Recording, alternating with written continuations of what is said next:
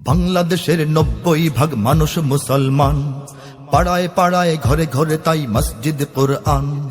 বাংলাদেশের 90% মানুষ মুসলমান, পাড়ায় পাড়ায় ঘরে ঘরে তাই মসজিদ কোরআন।